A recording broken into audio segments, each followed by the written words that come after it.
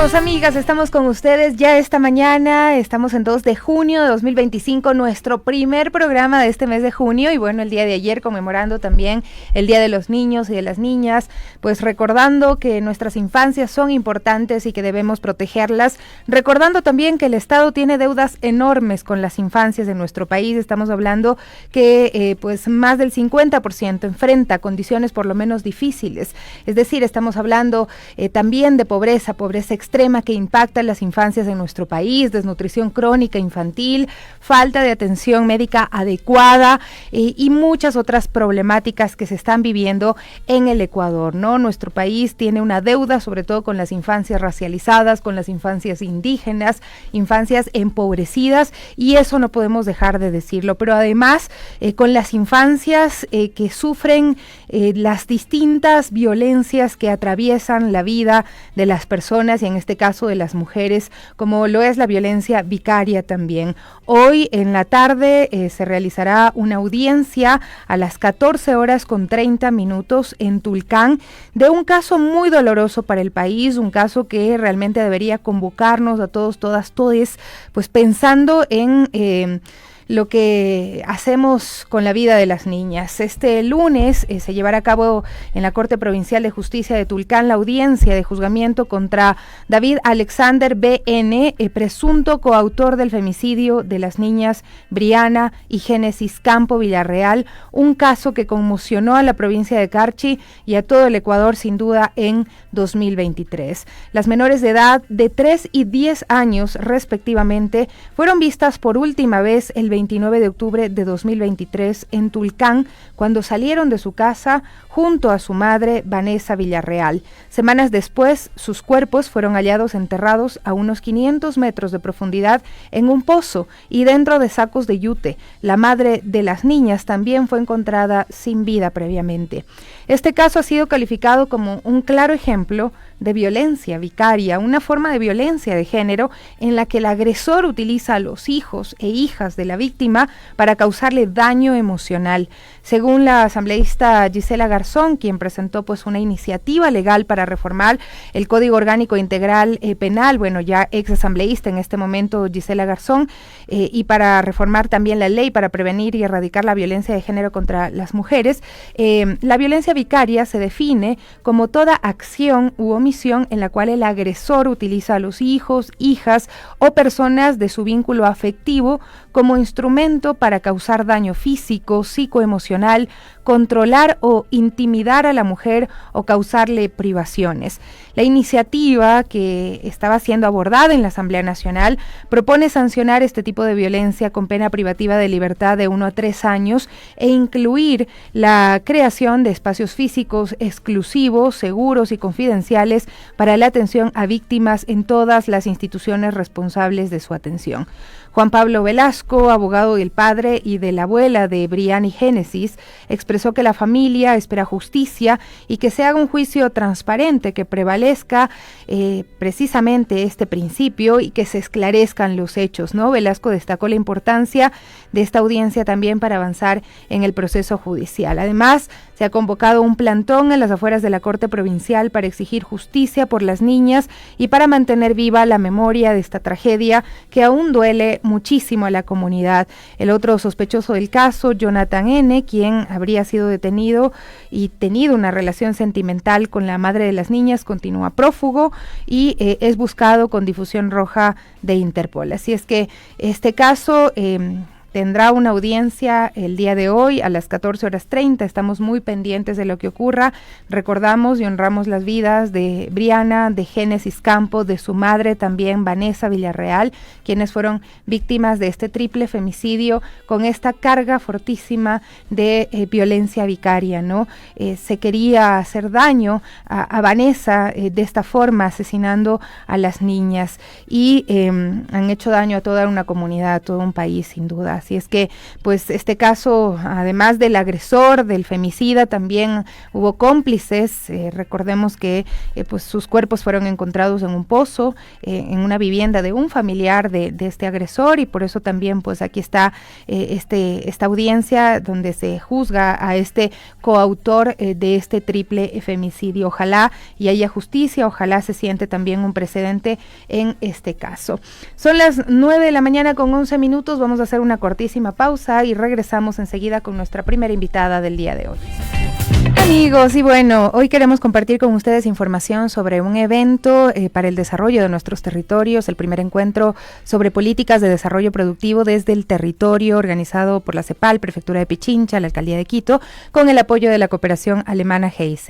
Pues este encuentro tiene como objetivo fortalecer las capacidades de los gobiernos subnacionales para liderar procesos de desarrollo productivo sostenible e inclusivo. Durante 2 días, autoridades, especialistas y representantes de distintas instituciones compartirán experiencias, reflexiones y propuestas sobre cómo transformar nuestros territorios desde lo local, articulando actores públicos, privados y de la sociedad civil. Para conversar sobre este importante evento, el rol que tienen los gobiernos subnacionales en estos procesos, nos acompaña Marisela Rivera Llanes, directora de Relaciones Internacionales de la Prefectura de Pichincha. Muchísimas gracias, Marisela. Es una profesional con una sólida formación en Derecho, Relaciones Internacionales, Gestión Pública y Planificación Estratégica, ¿no? Y cuenta con una amplia experiencia en el sector público, especialmente en temas de cooperación internacional y política exterior. Bienvenida, Marisela, muchas gracias por estar el día de hoy aquí. Muchísimas gracias, Sofía. Más bien yo muy contenta del espacio que nos han brindado. Un saludo a todas las personas que nos escuchan en este programa. Bueno, hablemos un poquito acerca de este encuentro, cuál es la importancia que ustedes han visto y qué papel juega también la Prefectura de Pichincha como coorganizadora de este evento. Tú hiciste una maravillosa introducción, muy informativa. Bueno, esta iniciativa se inscribe en lo que ya es el trabajo y la política pública sostenida de la Prefectura de Pichincha y también del liderazgo que cumple nuestra prefecta Paola Pavón. Y esto quisiera ponerlo en contexto. Cada vez más se demanda mayores responsabilidades a los gobiernos subnacionales, pero también se reconoce cada vez más su importancia para el cumplimiento de los objetivos de desarrollo sostenible. Esta es una discusión contemporánea que se está dando en los organismos multilaterales. De hecho, el secretario general de Naciones Unidas, Antonio Guterres, el año anterior tuvo la iniciativa de crear un grupo especial asesor para gobiernos locales y precisamente tenemos el orgullo de que nuestra prefecta sea parte de este grupo asesor, que son 20 personalidades en el mundo, 20 expertos en el mundo que tienen la responsabilidad de plantear una estrategia de cómo los gobiernos subnacionales se incorporan en la discusión de la agenda de desarrollo, pero no solamente aquello, sino cómo nos sentamos en la mesa para la toma de decisiones. Porque si bien ahora se nos demanda mayores responsabilidades, nosotros también problematizamos la necesidad de que requerimos mayores recursos y mayores capacidades. Ahora, también debemos entender el por qué se demanda esto a los gobiernos locales, y es porque precisamente nosotros, como unidades políticas, unidades de gestión, somos los que estamos mucho más cercanos a la gente.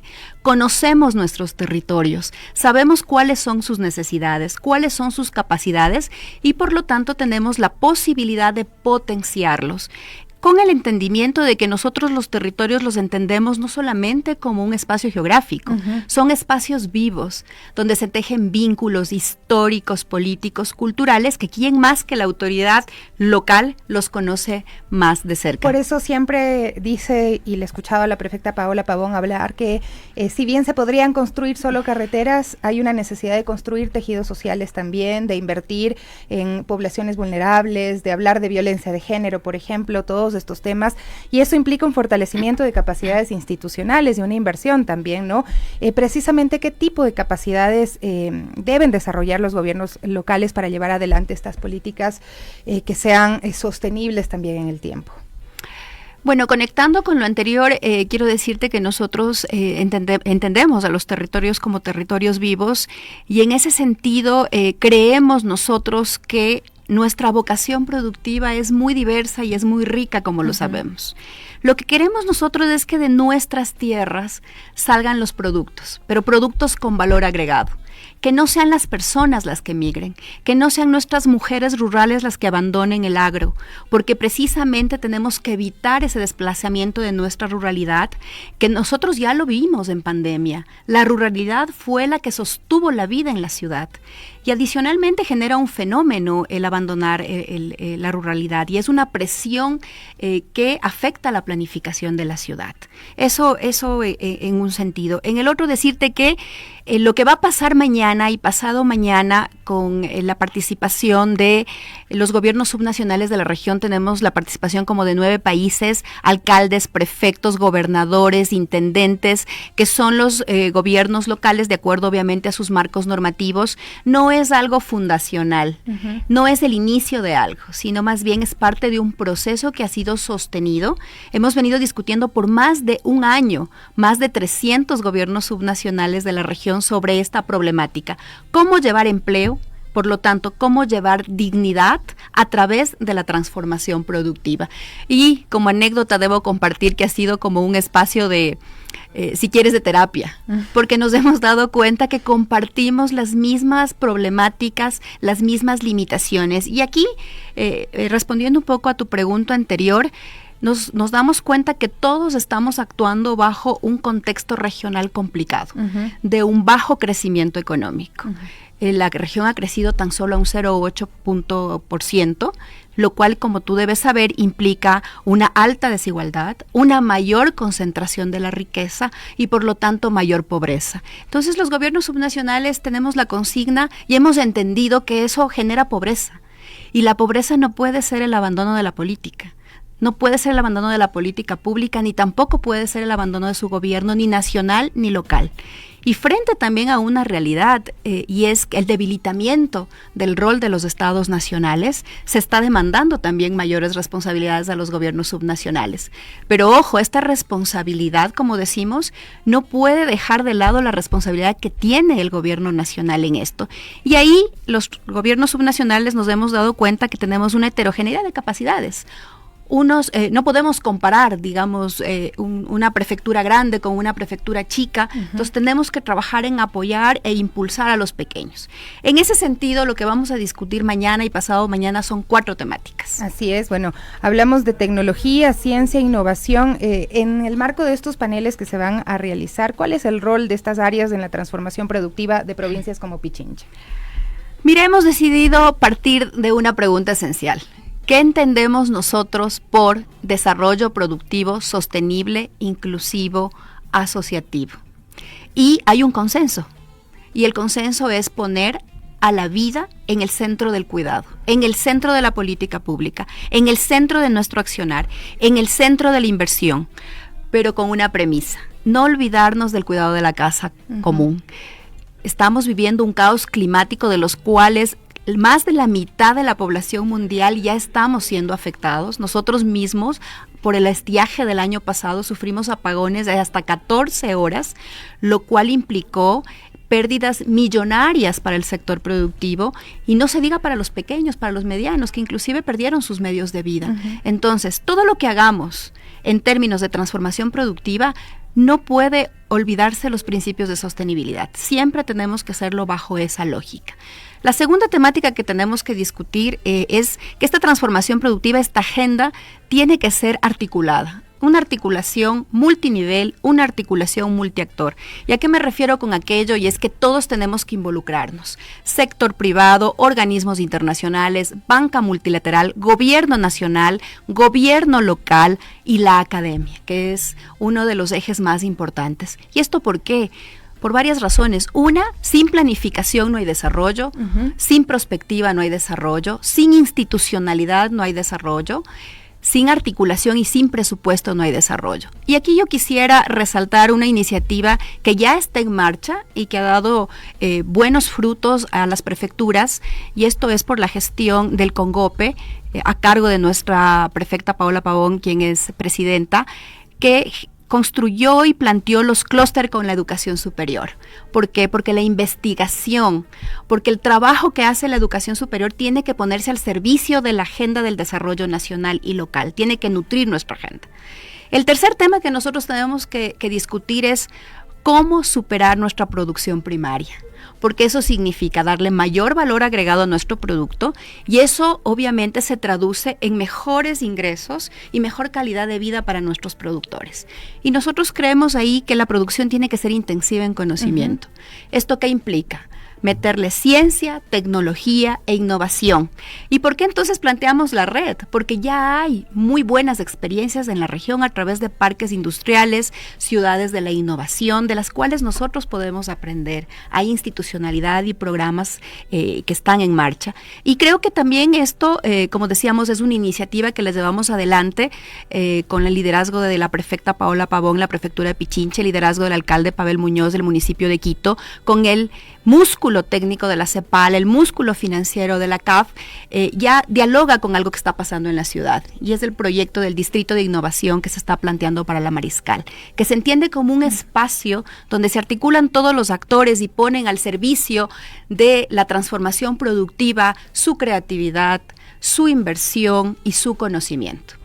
Y me parece súper interesante además lo que está diciendo Marisela, porque además lo que estamos viendo también en esta lógica de este mundo cada vez más desigual, donde hay una acumulación de riqueza de pocos sectores, y para dar un dato, ayer veía también lo que está pasando con las pequeñas tiendas, por ejemplo, acá en nuestro país, un efecto de que la gente no busca consumir en estas pequeñas tiendas, pero se abren más de estas cadenas, los tutti, por ejemplo, y hay una baja de consumo, ¿no? Entonces también trabajar sobre el consumo, creo que ahí hay un mensaje grandísimo también para las personas, ¿no? Que hacemos comunidad, porque no nos damos cuenta de que seguimos fortaleciendo solamente ciertos sectores en detrimento de las personas que tienen que labrar el campo, tienen que realmente hacer muchos esfuerzos para poder tener productos que se están quedando muchas veces en las perchas, que se están dañando, que ni siquiera se están consumiendo, ¿no?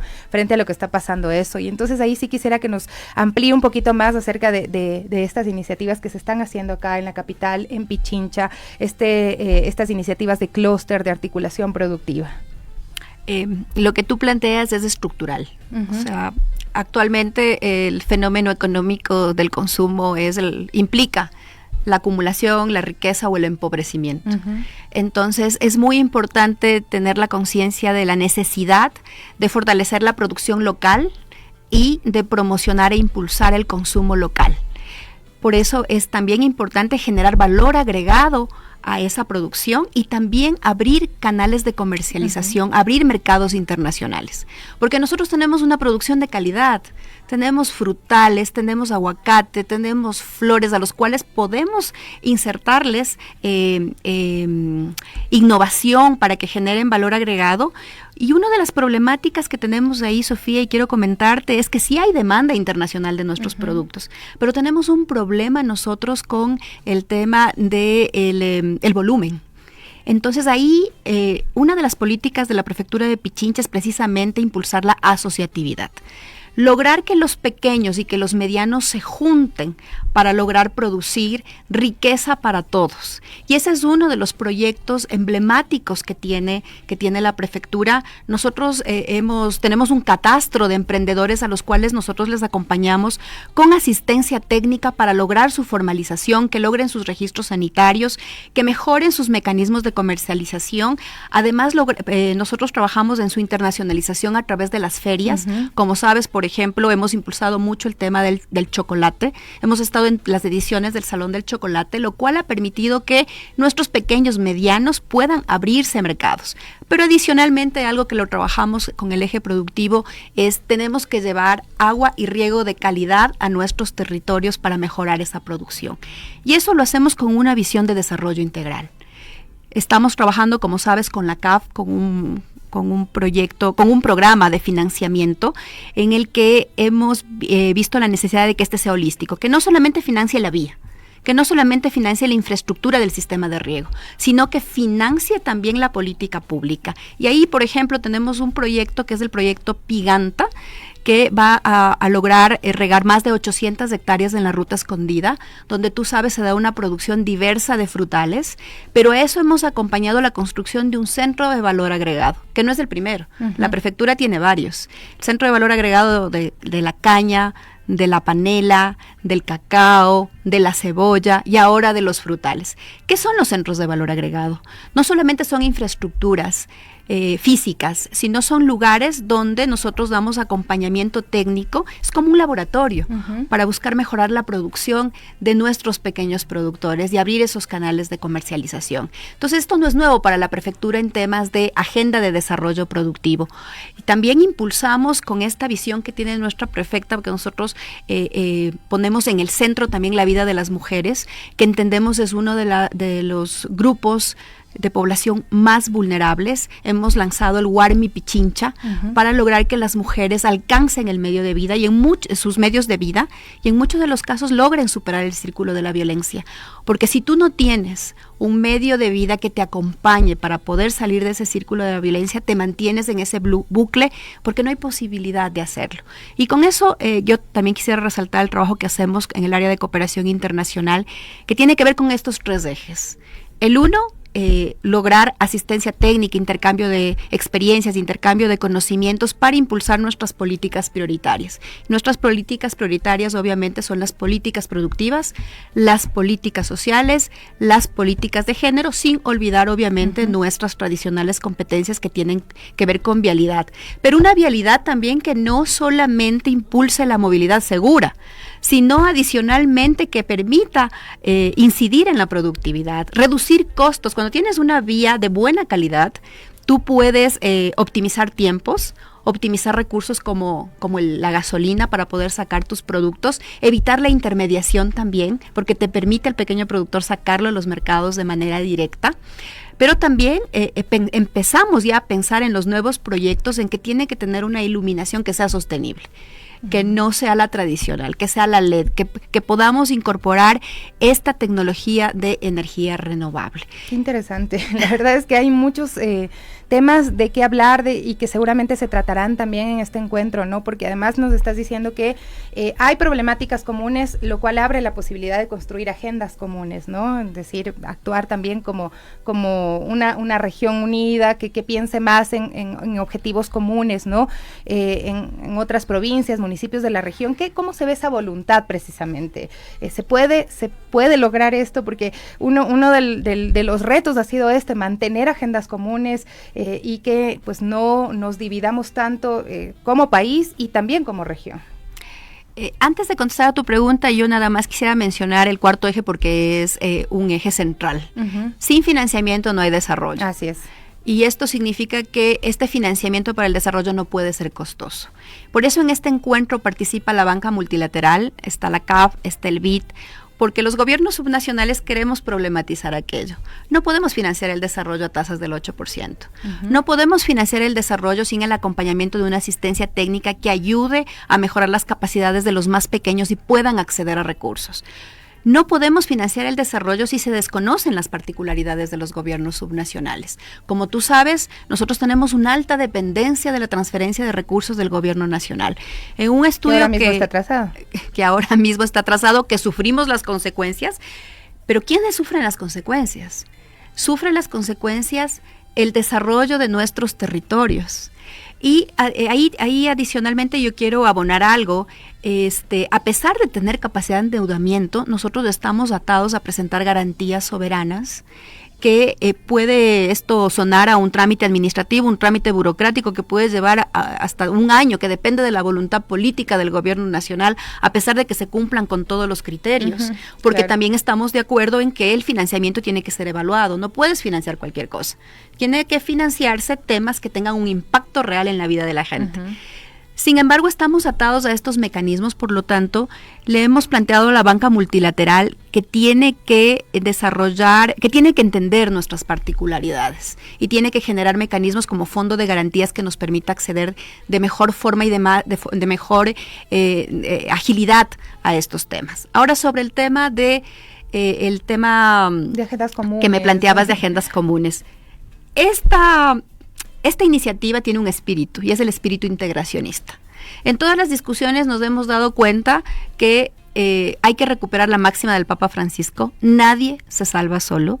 Si identificamos que tenemos problemas comunes, tenemos que tener la capacidad política de plantear una estrategia común para que juntos podamos abogar precisamente por soluciones comunes. En eso, digamos, creo que se ha cumplido el propósito.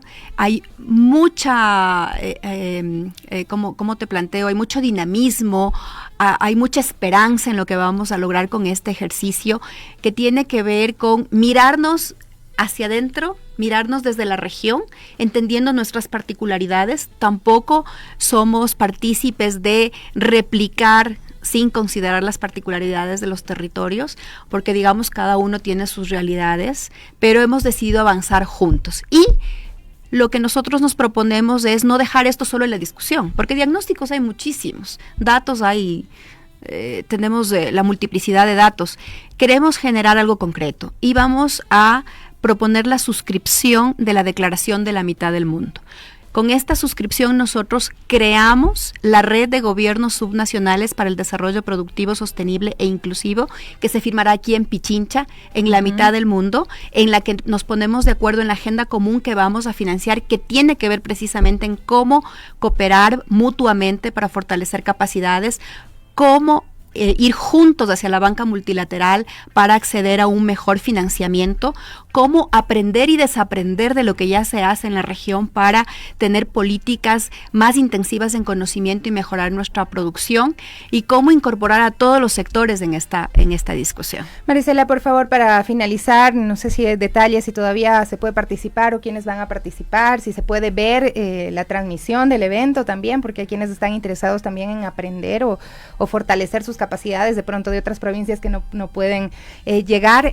Cuéntanos un poquito esos detalles más logísticos. Claro que sí. Bueno, lo dicho, es una tarea de todos y todas, por lo tanto esa es la invitación, que la comunidad se incorpore, desde el sector en el que esté, que se incorpore, porque es una discusión de la gente, y si no escuchamos a la gente sus necesidades, no somos asertivos en la política pública. Entonces, decirte que esto se va a desarrollar el 3 y 4, es decir, mañana y pasado en el Swiss Hotel. Están invitados las autoridades locales nacionales, tenemos 30 autoridades locales regionales que nos visitan para la discusión. Están los organismos internacionales, está invitado el cuerpo diplomático, la academia, todas las cámaras binacionales de comercio, y obviamente nosotros esperamos que la comunidad nos pueda acompañar en vivo. Esto se va a transmitir en vivo. Todas las sesiones se las pueden seguir a través de los canales de CEPAL. Yo puedo dejar luego el streaming que está habilitado, o ustedes visiten nuestras redes, ahí lo estamos promocionando, y pueden ser parte de esta discusión tan necesaria para el desarrollo de la provincia. Muchísimas gracias por acompañarnos el día de hoy. Un gusto tenerle acá, Marisela Rivera Llanes, directora de Relaciones Internacionales de la Prefectura de Pichincha, con esa invitación para este evento sobre políticas de desarrollo productivo desde el territorio. Muchísimas gracias, Sofía. Que les vaya muy bien, que sea un encuentro muy productivo. Hacemos una pausa, amigos, amigas. Regresamos enseguida aquí en las Warmis, son las 9:35.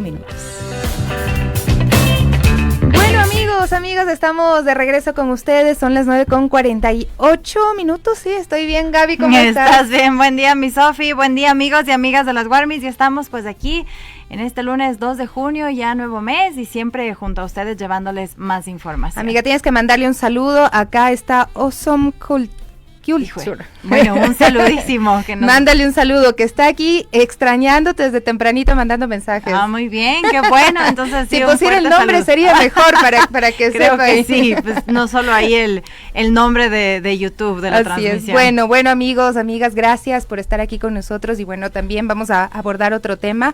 En las últimas semanas, el volcán Guagua Pichincha ha generado inquietud entre los habitantes de Quito, zonas aledañas, debido a ciertos cambios en su actividad superficial e interna, aunque no hay indicios de una erupción inminente. Los datos más recientes, recopilados por el Instituto Geofísico de la Escuela Politécnica Nacional, señalan una serie de señales que reflejan una leve perturbación en el comportamiento, como el aumento en la altura de las emisiones de gas, nuevas anomalías térmicas y una deformación acumulada en el cráter. Y bueno, recordemos también que el Guagua Pichincha es un volcán activo. Su última erupción ocurrió entre 1999 y 2001, y desde entonces pues su monitoreo ha sido constante, riguroso también, y en el más reciente informe técnico científico se reitera que la actividad actual pues no representa un peligro inmediato, pero sí justifica mantener estas restricciones vigentes y la vigilancia estrecha.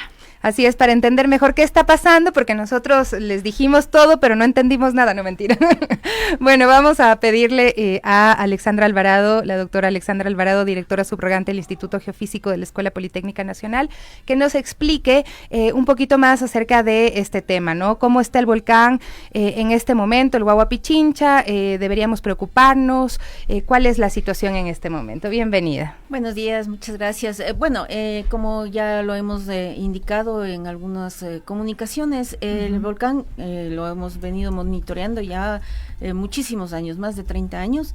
Este volcán, como ya lo indicaron, tuvo una erupción durante el 99 y 2001 aproximadamente, y en este periodo último, bueno, no tan último, ¿no? Desde hace muchísimos años ha tenido periodos de aumento de su actividad. Entonces, esto lo vimos bien en el 2014, 2015 y 2016. Hubo un episodio que pues mostraba estos cambios. Luego decayó la actividad y a partir de mediados más o menos del 2023 comenzó nuevamente a tener anomalías, digamos. Entonces, estas anomalías inicialmente se mostraron por la presencia de el aumento en el número de sismos, que claro, no es que es constante el número de sismos que aumenta, sino que hay picos, ¿no? Que aparecen, digamos, de horas o por días, que nosotros lo llamamos enjambres. Entonces, esta actividad es una de las que inició en ese periodo y adicionalmente también en ese mismo periodo comenzamos a observar que porque bueno, la población no la conoce, pero el cráter, el volcán tiene un cráter y al fondo está lo que nosotros le conocemos como el domo, es una colina que está ubicada al fondo del volcán, que claro, en la erupción del 2019 y 2001 es la que más manifestaciones presentaba. ¿Qué quiere decir con esas manifestaciones? Ahí vimos que salía el magma, que salía no en forma de lava fluida como se ve normalmente en los volcanes, sino esta lava es muy espesa, ¿sí? Entonces sale como un cuerpo que difícilmente se mueve, pero claro, alcanza una cierta altura y por la propia altura colapsa. Entonces, esos colapsos eran las columnas que se observaron en ese periodo. En esta zona que les digo del fondo del cráter se le monitorea para ver cómo se comporta y claro, se observó que comienza a inflarse. Esta inflación, pues hasta el momento acumulada es de alrededor de 6 centímetros, parecería muy importante, pero digamos que no está fuera de las tasas que hemos estado observando en el volcán en cuanto a este aspecto. Y claro, en los últimos semanas, meses más que nada, también se ha observado que las columnas de emisión, porque todo el tiempo tiene fumarolas que salen, columnas, han aumentado en altura. De una altura de alrededor de unos 60 metros aproximadamente hasta como 250 metros. Además se ve que son mucho más energéticas y también se constata esta energía cuando uno está parado al borde, pues se puede escuchar. Cosas que al momento, o sea, desde hace algún tiempo no se escuchaba, no se veía. Entonces, claro, son anomalías que se presentan. Entonces, a raíz de esto, un grupo de colegas decidió descender al cráter para poder observar y más que nada tomar muestras directas, ¿no? Porque como ustedes saben, está restringido el acceso porque es peligroso, ¿no? En cualquier momento puede hacer explosión. Entonces se hizo una incursión específicamente a la zona de fumarolas, que no es la que ha tenido mayores problemas, digamos, y en ese sector se tomaron muestras de gases. ¿Por qué es importante las muestras de gases? Porque hay ciertos gases que son asociados, digamos, a inyecciones o a ingreso de magma nuevo. Entonces, como por ejemplo el dióxido de azufre. Entonces, esto fue importante para poder ver si es que había este aumento de este gas, y efectivamente se encontró que ya se puede detectar, que quiere decir que está sobre el umbral en el cual no sabemos, o sea, podemos verle, digamos, ¿no?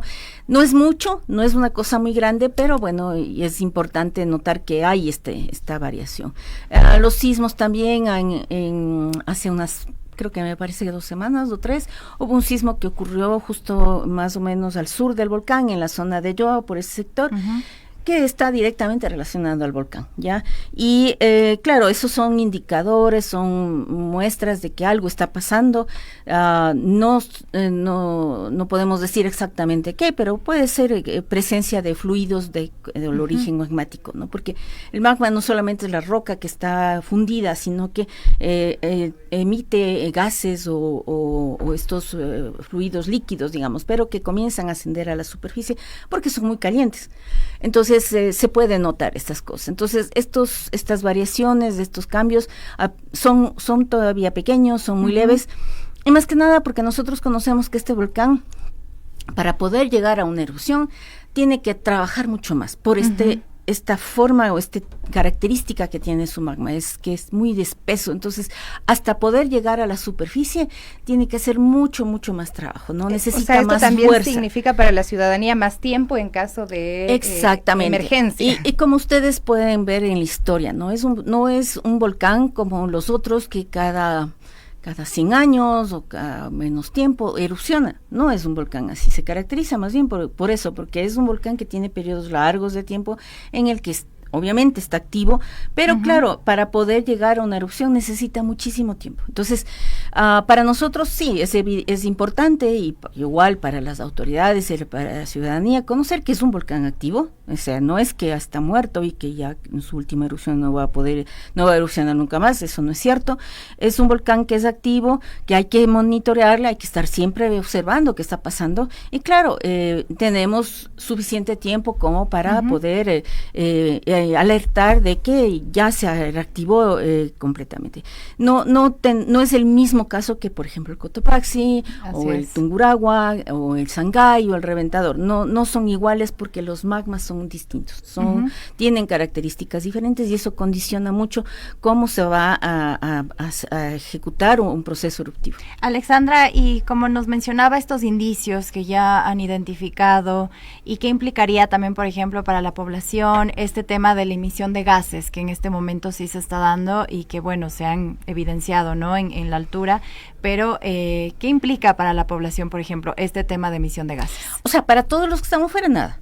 Pero por eso nosotros resaltamos y hacemos hincapié en que no tienen que ingresar al cráter. Como les digo, el volcán es una estructura, como un circo se ve, ¿no es cierto? Podríamos hacer similitud, y en el fondo está el cráter, y en el fondo está el domo colinita. Desde ahí de donde se emiten los gases, pero la altura de esto está que entre 600 y 700 metros al fondo. Entonces, cuando uno está arriba, pues no percibe prácticamente, bueno, a veces se huele el olor a azufre, pero no más. Pero el problema es ingresar al interior, porque estos gases pueden acumularse, digamos, no hay circulación de aire, se acumulan al fondo y son muy dañinos, ¿no? Estamos hablando que también emite mucho CO2. El CO2 es inoloro, incoloro, y entonces, claro, las personas dicen no sienten nada, no huelen nada, pero pueden fallecer al interior.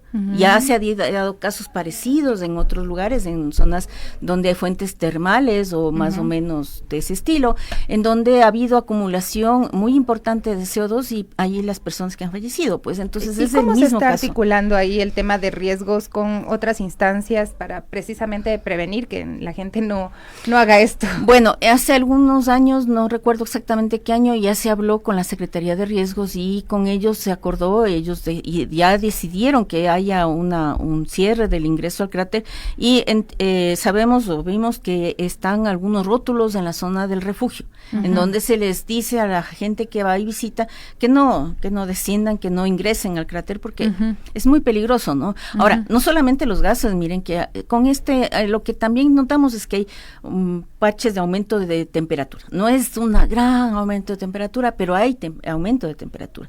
Y eso puede provocar explosiones freáticas. ¿Qué son estas explosiones freáticas? Ustedes saben que el suelo acumula el agua de la lluvia hasta ciertos niveles, y claro, si aumentamos la temperatura por debajo, podemos producir que esta agua comience a evaporarse, a producirse, a hacerse gas, agua gaseosa, y claro, llega un momento en que hay una presión tan fuerte que esto puede explotar. Probablemente al interior del cráter, o sea, no es que se ve una gran explosión, pero sin embargo, si alguien está parado ahí cerca, es muy peligroso porque esas explosiones freáticas arrastran muchas piedras, mucho material sólido que está en el interior, pero también gases. y también son calientes. Entonces, es importante por eso también mantener la falta del acceso. Y nosotros recalcamos esto porque, claro, a pesar de que hay todos estos anuncios, a pesar de que se dice todo, hay ciertas personas que no toman en cuenta esto y siguen ingresando. Siempre hay uno y siempre es el mismo. Exactamente, siempre están pensando que pueden llegar al interior o sea, hemos sabido, porque hay gente que está obviamente vigilando ahí en el cráter, que no hacen caso de que se les dice, porque se está preservando su seguridad. Claro. Pero bueno, o sea, es esta nuestra misión también de recalcar y decirles, y las autoridades también están conscientes de eso y también están haciendo hincapié en esta situación, porque es muy peligroso, ¿no? O sea, son cosas que nadie puede predecir cuando va a haber un tipo de manifestación como esta, ¿no? Y no se puede alertar, entonces si hay alguien que está muy cerca, pues puede fallecer. Y bueno, Alexandra, también considerando que los procesos eruptivos del Guagua Pichincha han sido como más lentos, toma su tiempo, como ya lo mencionábamos, también cómo se están preparando desde el Instituto Geofísico y también la articulación interinstitucional frente a posibles escenarios futuros, justamente para que la población y quienes nos escuchan estén como más tranquilos, ¿no? De que esto realmente no es un proceso eruptivo actual, que solo tenemos como estos indicios, pero para que estemos alertas. Bueno, lo importante también hay que decir que desde el 2001 acá la tecnología ha mejorado notoriamente. Hay un montón de herramientas que ahorita que antes eran un sueño, digamos, pero que ahora se tienen. Entonces, por ejemplo, el uso de drones es un mecanismo muy eficiente ahorita para monitorear y controlar lo que está pasando. El uso de otras herramientas como estos medidores de gases que son de mucha o de alta precisión, y también otras herramientas que usamos, por ejemplo, para medir deformación. Antes usábamos unos sistemas que se llamaban inclinómetros, que era un espejito al que se le lanzaba un rayo láser y se medía la diferencia de distancia, digamos. Luego tenemos ahora las medidas con GPS, que son de muy alta precisión, y aparte de eso también la utilización del uso del INSAR, ¿no? De esta metodología que permite a través de los satélites tomar imágenes y pues luego comparar y ver cuánto si hay una variación de lo que estamos observando, ¿no? Entonces, esas son medidas que ahora tenemos, que están implementadas ya en el volcán, o también los equipos de sismología, que son mucho más eficientes, digamos, y mucho más precisos que los que teníamos en esa época. Entonces, claro, cualquier variación, cualquier cambio nos permite observar. De ahí la articulación con las autoridades es continua. Tenemos un contacto directo con la Secretaría de Riesgos, pero también con el municipio de Quito, porque está dentro de la jurisdicción del municipio, para poder tener estas articulaciones y este conocimiento. Y me parece que fue en el año 2022 2022 más o menos, que se lanzó un nuevo mapa actualizado de las zonas de peligro del volcán, que está a disposición pues de toda la población, autoridades de todo el mundo, para que vean las áreas de mayor impacto. ¿Y cuáles son esas áreas de mayor impacto? Las áreas de mayor impacto directo, digamos, porque lo que nos preocuparía es lo que nosotros denominamos los flujos piroclásticos, que es cuando colapsa estos bloques de magma, se pulveriza y baja a toda velocidad. Es principalmente el lado occidental del volcán, es decir, hacia el río Cristal, porque el río Cristal nace del volcán. Entonces, por ahí desciende, como esa parte es abierta, por ahí desciende todos estos materiales que son los más peligrosos y se afectaría principalmente esa área. Para Quito directamente es que si es que estas columnas de emisión son muy importantes y el viento está normalmente no es así, pero pasa de oeste a este, puede caer ceniza en Quito, ¿no? Y claro, si hay una acumulación importante de ceniza o de material de cascajo, podríamos tener con las lluvias posteriores a estos tipos de fenómenos, el arrastre de este material y generar flujos, ¿no? Flujos que desciendan pues ya vimos como el tejar o cosas así, ¿no es cierto? Por las quebradas y puedan afectar Quito, ¿no? Pero siempre hay que revisar esa memoria histórica que tienen los volcanes, ¿no? Exactamente, siempre hay que revisar eso y eso es súper importante. Ahora, en la erupción anterior, pues no tuvimos eso, tuvimos obviamente un poquito de caída de ceniza, especialmente al sur de Quito, pero no fue el impacto que que podríamos haber esperado, ¿no es cierto? Porque tampoco fue una gran erupción, fue muy chiquita. Pero, por ejemplo, en 1660 hubo una erupción bien grande del volcán. Esa sí provocó unas columnas muy importantes y caída de ceniza y cascajo dentro de la ciudad. Entonces, esa sí fue muy crítica. Y obviamente relacionado al volcán, como estamos tan cerca del volcán y sobre todo ahí está la falla de Quito, pues que todo el mundo habla, pues no entendemos muy bien cómo funciona, pero lo cierto es que bajo la ciudad ahí está la falla, que es un plano que está separando dos bloques, digamos, ¿no? La parte de Quito que está encima y una parte inferior que no la vemos. Entonces, cuando produce o las veces que hemos visto, y también desde en 1660 y también en el 99, 2000, observamos que pues cada vez que hay es como algo medio lógico, ¿no es cierto? Estamos ingresando magma por esta parte, es un cuerpo que está generando mucha presión alrededor y activa la falla. Sí, le hace que comience a generarse sismos pequeñitos. Entonces, ese es otro fenómeno también que lo vimos en el año 99 y también se vio en 1660, que hay una serie de sismos pequeños, en la mayoría de ellos menores a 4 de magnitud, pero que causan mucha alarma. Me parece que en 1660 uno que otro de estos debió haber sido mucho más grande, porque ya provocó algunos daños en las construcciones, pero también hay que considerar que las construcciones de 1660 pues no eran muy sólidas, que digamos, ¿no? Entonces, claro, algunos daños en las iglesias y cosas así se reportaron en ese periodo, pero esperamos que, pues, como pasó en el 99, no tengamos efectos o daños asociados a estos enjambres, porque hay que decir que son miles de sismos que ocurren, ¿no? O sea, no es un sismito nada más, sino que son sentimos uno, digamos, pero de ahí hay un montón de más, ¿no es cierto? Entonces, eso también es un fenómeno que se ve relacionado con el volcán. Y lo importante es, pues, saber estos problemas que podemos tener y claro, esperaríamos que a medida del monitoreo y viendo cómo se comporta en el caso de una futura erupción, podríamos también evaluar qué tan grande o qué tan pequeña es, ¿no? Y qué sería el impacto que podríamos tener. Así es. Bueno, Alexandra, muchísimas gracias. No sé si pueda dar solo un mensaje final a la ciudadanía que nos escucha, como para que estén tranquilos frente a esto, porque se ha hablado mucho, se ha especulado también, y pues es importante que desde las autoridades se dé esa voz oficial y también en este momento para tranquilizar y para estar nosotros también atentos y preparados ante cualquier eventualidad. Sí, efectivamente, lo importante es decirle a la comunidad que tenemos un volcán activo, está a nuestro lado, no es algo que solamente ocasionalmente pueda pasar, no es activo, tiene estos episodios siempre, hay que estar pendientes, ¿no?, de qué está pasando y bueno, mientras están los periodos de calma o estos periodos de intranquilidad, conocer qué está pasando y efectivamente no esperamos que tengamos una erupción en próximas semanas o meses o incluso años, ¿no? Todavía le falta mucho por hacer a este volcán, pero sí es importante que la gente esté consciente de dónde vive, que es un territorio que esto va a hacer ocurrir siempre, es el mismo problema que tenemos con los terremotos, ¿no es cierto?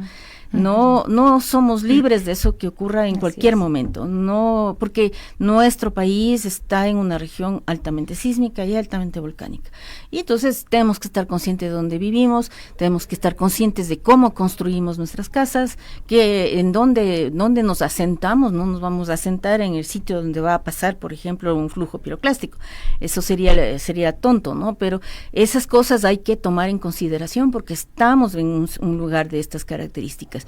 Y por el momento tampoco hay necesidad de ponerse intranquilo, o sea, no hay sentido en este caso. Hay que mantenerse informados, ¿no? Hay que mantenerse informados y cualquier cosa que pase lo vamos a decir, o sea, tampoco es que no vamos a ocultar la información, es tonto totalmente pensar una cosa de ese estilo, porque nuestra obligación es reportar cuando hay cambios y esos cambios pues hay que indicarlos. Ustedes y también emiten constantemente estos boletines, ¿no? Sí, en este caso de este volcán, que no es que sea un volcán superactivo, las emisiones, los informes se hacen, digamos, anualmente para este caso, o si vemos algún proceso de intranquilidad en alguno, comienzan a hacer informes mensuales o semanales, Para los volcanes que están en actividad, como el Sangay o el Reventador, los informes son diarios, para que se reporta lo que está pasando, y también vi una publicación reciente que decían como que nuevamente el Reventador está en actividad. El volcán está activo desde el 2003, no ha parado, pero ni un solo momento, y diariamente registra explosiones casi cada hora. O sea, ¿cuál es el que más trabajo les da en observación de todos los volcanes activos? El más trabajo por los problemas que puede causar es el Sangay, porque puede emitir columnas de gas y ceniza muy altas, y eso con los vientos se transporta hacia el interior del Ecuador, o sea, la parte al oeste, y claro, provoca caídas de ceniza en toda la zona entre Riobamba, Alausí, y también en la costa.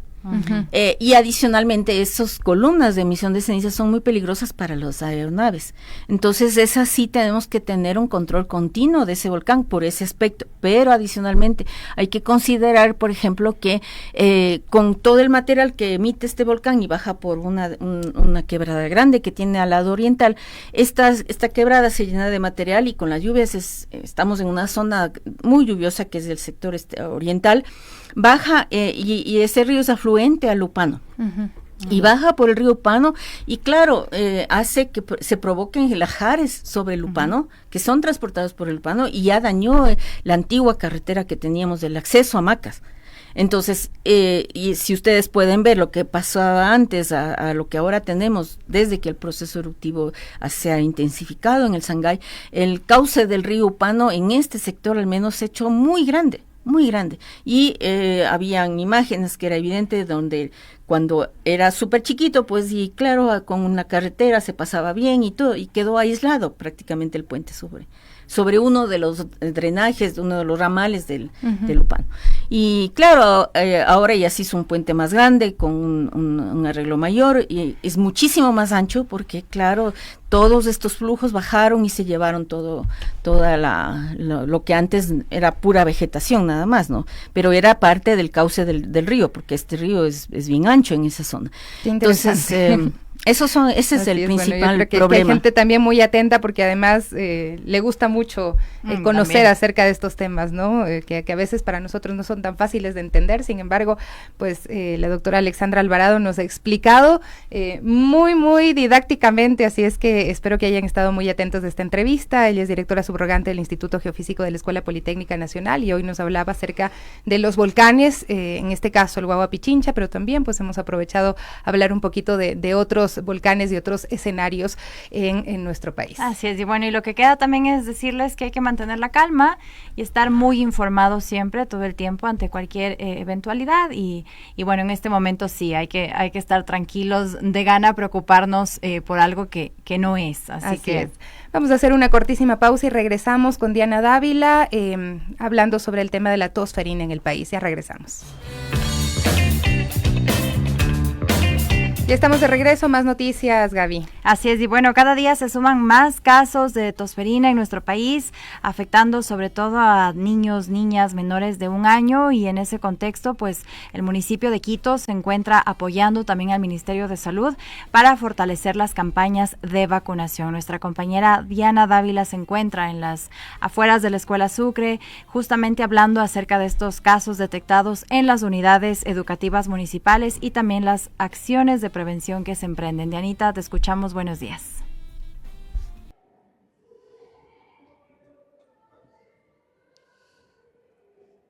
Saludos cordiales, amigos, amigas. Estamos aquí en la Escuela Municipal Sucre para hablar acerca de los casos de tosferina que se han dado en todo el país, pero en esta ocasión vamos a hablar únicamente sobre Quito. Para ello vamos a dialogar con el secretario de Salud del municipio de Quito, el doctor Miguel Malo. Doctor, ¿cómo está? Muy buenos días.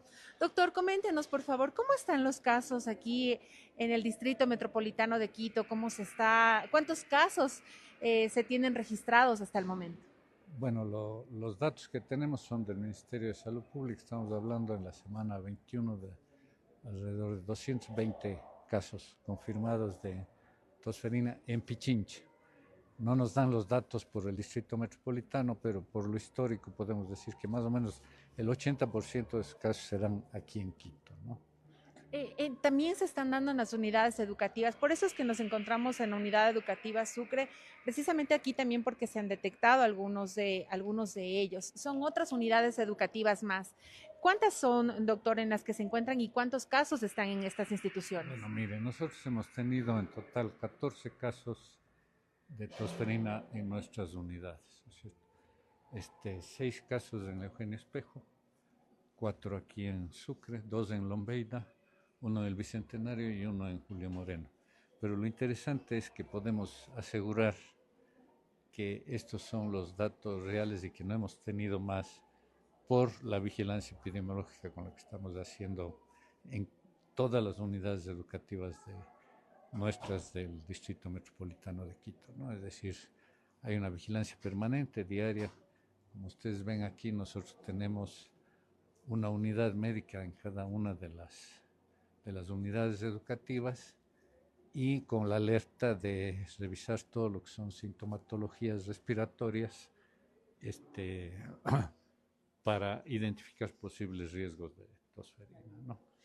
Entonces, una vez que identificamos un caso sospechoso, eh, el, la unidad médica revisa, hace su apreciación y en algunos casos entonces se aísla y se da el tratamiento profiláctico.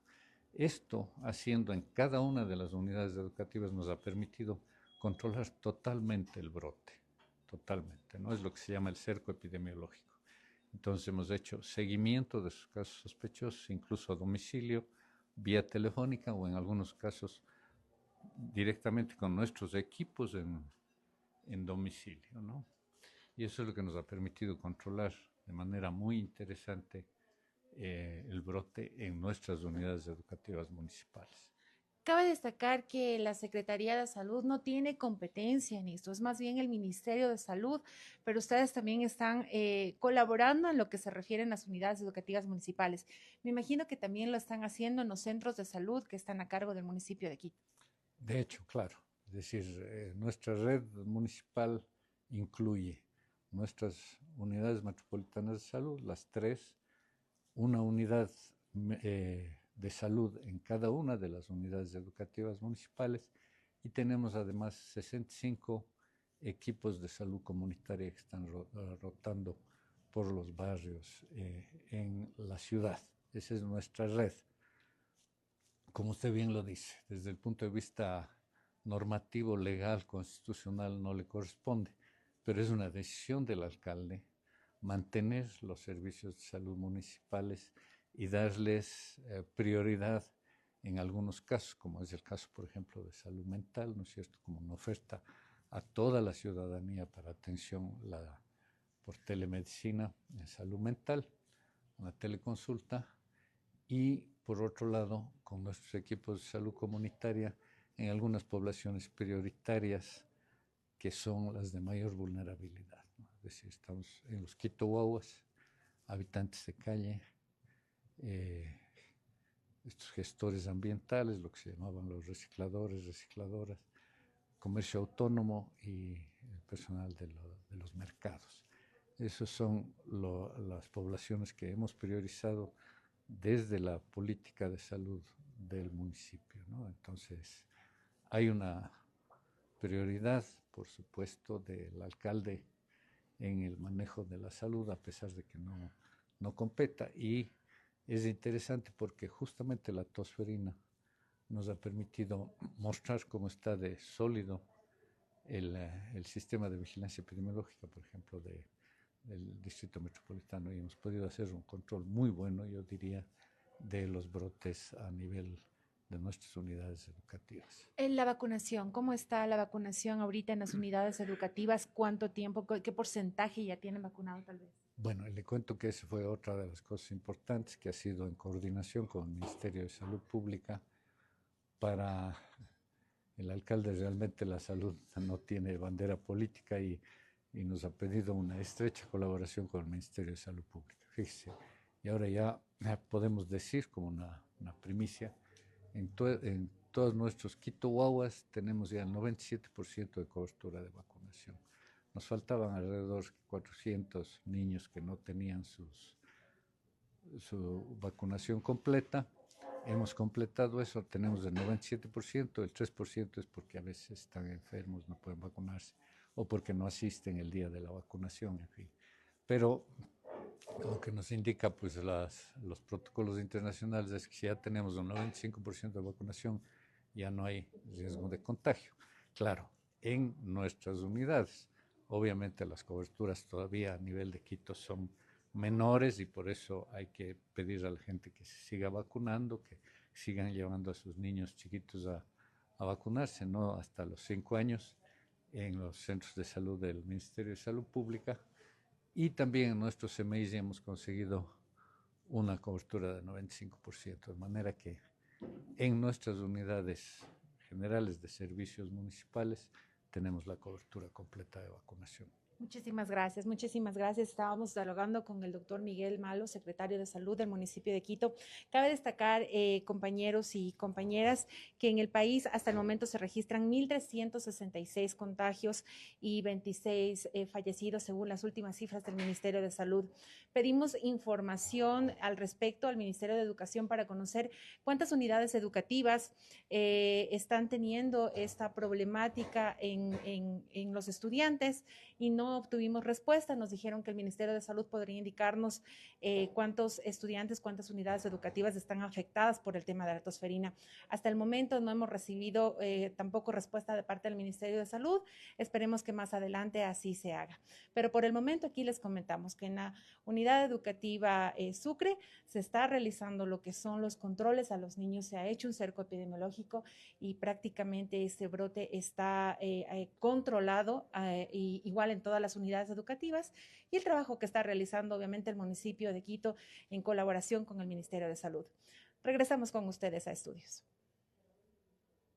Gracias, Dianita, por la información de este momento. Y bueno, tenemos otras noticias que tienen que ver también con el ámbito educativo. Así es, y bueno, ya desde hoy arrancan ya las inscripciones para las instituciones educativas municipales. Esto también se lo puede realizar en línea y correspondiente al año lectivo 2025-2026. Tenemos más detalles en el siguiente video con nuestra compañera Gabriela Espinosa.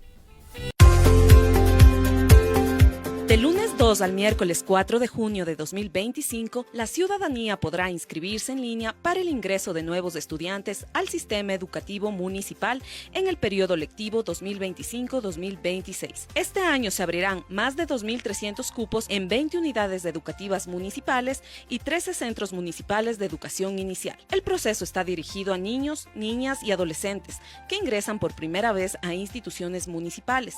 La inscripción se realizará a través del portal oficial educacion.quito.gov.es. Un día después de que se cierran las inscripciones, es decir, el jueves 5 de junio, se desarrollará el sorteo público de asignación de cupos para los CMEI, mientras que el viernes 6 será el sorteo para las unidades educativas municipales. Ambos serán a las 10 de la mañana. El sorteo será en la sala de sesiones del Consejo Metropolitano de Quito, con la presencia de un notario, delegados de Quito Nesto, del Consejo y autoridades educativas. El sorteo será transmitido en vivo por la página de Facebook de la Secretaría de Educación. La publicación de resultados, aspirantes favorecidos y no favorecidos, estará disponible inmediatamente después del sorteo en el portal web educacion.quito.gov.es, y los resultados también se enviarán al correo electrónico del representante registrado. Los niveles y sedes habilitadas para la inscripción de las instituciones educativas municipales son: Inicial 1, de 3 años, jornada matutina en la unidad educativa del Milenio Bicentenario. Primer grado de educación general básica, que es de 5 años, en la jornada matutina Bicentenario, Quitumbe, Eugenio Espejo, Calderón, Julio Enrique Moreno, Osvaldo Lombeida, San Francisco de Quito en Guayabamba, y para la jornada vespertina en Quitumbe. Octavo grado de educación general básica, niños de 12 años, jornada matutina, Calderón, Sebastián de Benalcázar, Fernández Madrid, Julio Moreno Peña Herrera, Manuel Cabeza de Vaca, Pedro Pablo Traversari, Humberto Mata Martínez, Alfredo Pérez Guerrero, Coto Collao, 9 de octubre, José Ricardo Chiriboga, Milenio Bicentenario, Rafael Alvarado, jornada vespertina, Sebastián de Benalcázar, Fernández Madrid, Eugenio Espejo, Quitumbe. Primer curso de bachillerato general, 15 años, Jornada matutina, Juan Wisnet, Quitumbe, San Francisco de Quito en Guayabamba, Rafael Alvarado, Alfredo Pérez Guerrero, Fernández Madrid, Bicentenario. Los Centros Municipales de Educación Inicial, CEMEI, se habilitan inscripciones para Inicial 1 de 3 años en jornada matutina de 8 a 4:30 en los siguientes centros: Carapungo, Abdón Calderón, Cotocollao, Andalucía, La Carolina, Santa Clara, Colibrí, Ipiales, San Roque, Lucía Burneo, Camino de Luz, Unión y Justicia y La Magdalena. Los requisitos para la inscripción para todos los niveles se requiere: número de documento de ciudadanía del representante legal, número de documento de identidad del aspirante, planilla de luz del año 2025 sin protección de datos según la zonificación correspondiente. Para las unidades educativas municipales es obligatorio residir dentro de un perímetro de 2 kilómetros a la redonda de la institución educativa, salvo para instituciones en parroquias rurales, es decir, en Calderón, Espejo, Guayabamba, entre otras, donde se aplicará la zonificación parroquial. Para los CEMEI, los requisitos son: para aspirantes de comunidad en general, se validará con la dirección residencial. Para aspirantes de comercio popular, se considerará el lugar de actividad económica dentro de mercados municipales y centros comerciales populares. Informó para Radio Pichincha Gabriela Espinosa. Bueno, con esto nos despedimos rapidito y les decimos que ya vienen las noticias y luego el Quique Show. Así es, con las Warmis, hasta mañana.